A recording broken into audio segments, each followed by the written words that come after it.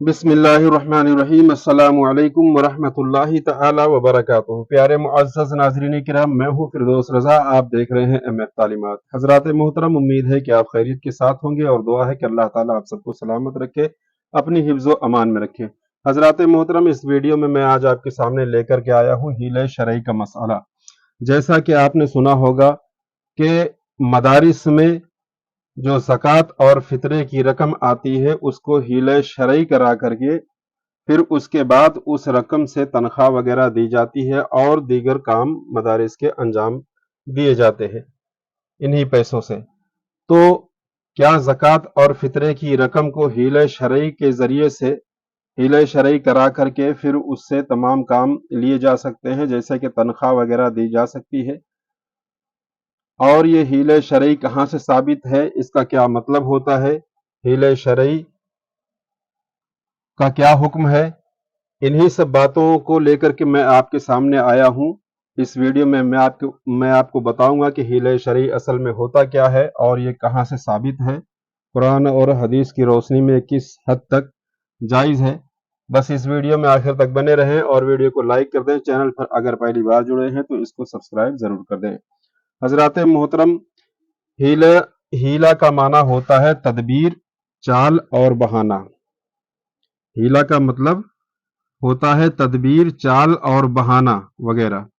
और शरई ये शरा से मंसूब है, यानी कि जो शरीयत के हुक्म के मुताबिक होता है, जो शरीयत के मुताबिक होता हो, शरीयत के दायरे में रहकर गुनाह और हराम काम से बचते हुए हालात को तलब करने को हीला और शरई कहते हैं। ज़रूरत के वक्त ये हीला करना जायज़ है। इसका जिक्र कुरान और हदीस में मौजूद है। कुरान मुक़द्दस में अल्लाह तबारक व ताला सूरह स्वाद आयत नंबर 38 और आयत नंबर 44 में इरशाद फरमाते हैं कि तुम अपने हाथ में एक झाड़ू लेकर के उसको मार दो और अपनी कसम को न तोड़ो। तफसीर में वाकया कुछ यूं है कि हजरत अय्यूब अलैहिस्सलाम जब सख्त बीमार हो गए थे तो एक मर्तबा हजरत ने अपनी नेक बीवी को आवाज दी, मगर उन्हें आने में कुछ देर हो गई, जिस पर आप नाराज हो गए और ये कसम खा बैठे कि जब मैं अच्छा हो जाऊंगा तो तुझे लकड़ियों से मारूंगा। फुकहाए किराम आपकी नाराजगी की दो वजह बयान फरमाते हैं।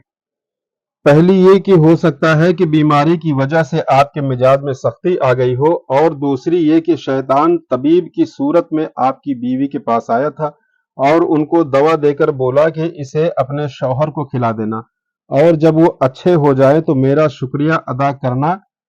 उन्होंने मामूली बात समझ करके दवा ले ली, मगर जब ये बात हजरत अय्यूब अलैहिस्सलाम को बताई तो आप समझ गए कि शैतान इनको इम्तिहान में कामयाब होने नहीं देखना चाहता, इसलिए इधर उधर तीर चला रहा है। आपको अपनी बीवी की इस बात पर गुस्सा आया जिस पर आपने कसम खा ली कि मैं अच्छा हो जाऊंगा तो तुझे लकड़ियों से मारूंगा। फिर अल्लाह ने जब आपको शिफा दी तो हजरत अब उस कसम को पूरी करने की फिक्र में पड़ गए और सोचने लगे कि जिसने मेरी इतनी खातिर की है मैं उसे कैसे मारूं। तब अल्लाह तबारक व तआला ने हजरत जिब्रील अलैहिस्सलाम को उनके पास भेजा और ये हीला बताया कि झाड़ू भी एक लकड़ी ही होती है, झाड़ू भी लकड़ी के तिनकों से ही बनी होती है, तो आप उन्हें झाड़ू से हल्के हाथ से मार दीजिए, आपकी कसम भी पूरी हो जाएगी और उन्हें कोई तकलीफ भी ना होगी। इसको कहते हैं हीला करना। इसी तरह एक और मौके पर हजरत सारा और हजरत हाजरा रदी अल्लाह ताला अन्हा में किसी बात पर अनबन हो गई और हजरत सारा ने ये कसम खा ली कि अगर मैं काबू पाऊं तो तुम्हारा कोई उज़्व यानी बदन का कोई हिस्सा काट दूंगी। अल्लाह ने हजरत इब्राहीम अलैहिस्सलाम पर वही भेजी और दोनों में सुलह करा देने को कहा। आपने सुलह तो करा दी, पर हजरत सारा फरमाती हैं कि मैंने जो कसम खाई है उसका क्या होगा। तब अल्लाह तबारक व तआला ने हजरत इब्राहीम अलैहिस्सलाम पर वही के जरिए से हजरत सारा को हजरत हाजरा के कान छेदने का हुक्म दे दिया। ऐसा करने से हजरत सारा की कसम भी पूरी हो गई اور حضرت حاضرہ کو تکلیف بھی نہیں ہوئی۔ عورتوں کے کان چھیدنے کی شروعات بھی یہیں سے ہو گئی۔ اسی پر دلیل بھی ہے، یعنی حیلے شرعی پر یہ دلیل بھی ہے۔ جال حق صفحہ نمبر 366 اور حصہ نمبر 1۔ حدیث شریف میں ہے کہ ایک بار رسول کریم صلی اللہ علیہ وسلم گھر میں داخل ہوئے تو دیکھا کہ چولہے پر گوشت کی ہانڈی جوش مار رہی ہے، یعنی ابل رہی ہے، پک رہی ہے۔ گھر والوں نے روٹی اور کوئی دوسرا سالن حضور صلی اللہ علیہ وسلم کی خدمت میں پیش کیا تو آپ نے فرمایا کہ میں گوشت کی کھولتی ہانڈیاں نہیں دیکھ رہا ہوں۔ گھر والوں نے کہا کہ حضور، وہ ہماری کنیز بریرہ کو کسی نے صدقے کا گوشت دیا تھا اور آپ صدقہ نہیں کھاتے ہیں، اس لیے آپ کے سامنے نہیں پیش کیا گیا۔ تو آپ صلی اللہ علیہ وسلم نے فرمایا کہ ہاں، وہ صدقے کا گوشت ضرور تھا، لیکن بریرہ جو صدقہ لینے کی اہل ہے، جب اس نے قبول کر لیا، یعنی اس صدقے کو قبول کر لیا، اور اب اگر وہ اپنی طرف سے ہم کو دے تو وہ ہمارے لیے ہدیہ ہوگا، یعنی کہ تحفہ ہوگا، اب وہ صدقہ ہمارے لیے نہیں رہ گیا۔ مشکات المصابیح جلد نمبر 1 صفحہ نمبر 338۔ اس حدیث پاک سے ائمہ عالم علماء کرام نے یہ قاعدہ ثابت کیا کہ قبضہ بدل جانے سے مال کا حکم بدل جاتا ہے۔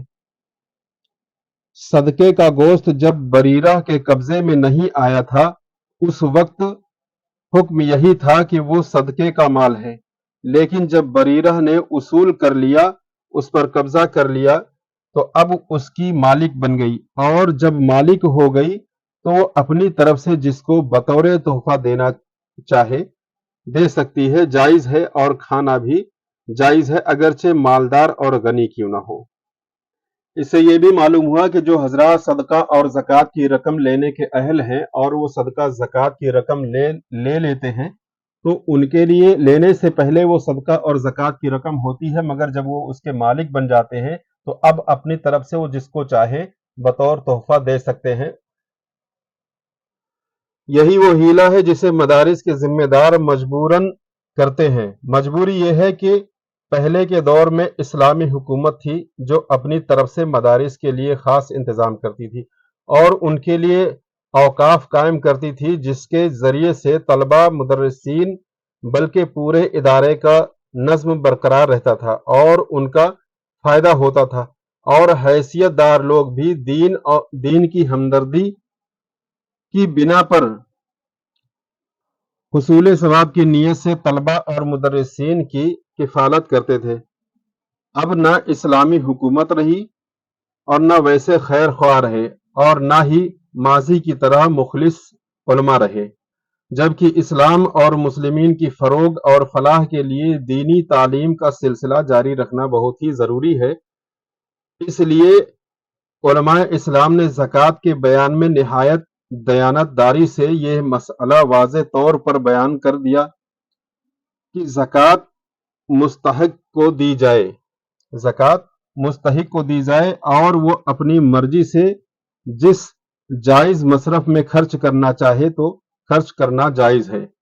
اسی کا نام حیلہ شرعی ہے، جس کی اصل قرآن اور حدیث میں موجود ہے۔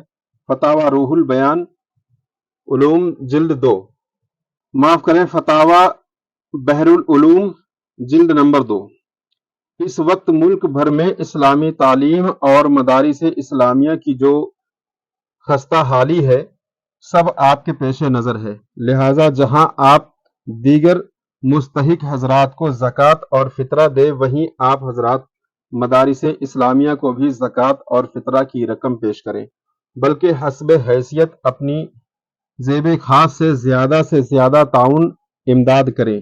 آپ کے تعاون سے مدارس کا تعلیمی نظم بحال ہوگا اور اس سے فارغ ہونے والے افراد علماء پوری دنیا میں خدمت دین اور خلق اور علم دین کو عام کرتے نظر آئیں گے۔ میں سمجھتا ہوں اور امید کرتا ہوں کہ یہ حیلہ شرعی کا مسئلہ جو میں نے بیان کیا، قرآن اور حدیث کی روشنی میں آپ نے اچھی طرح سے اس کو سمجھ لیا ہوگا۔ اور گزارش ہے کہ اس ویڈیو کو زیادہ سے زیادہ لوگوں میں شیئر کر دیں تاکہ اور لوگ بھی اس مسئلہ سے واقف ہو جائیں۔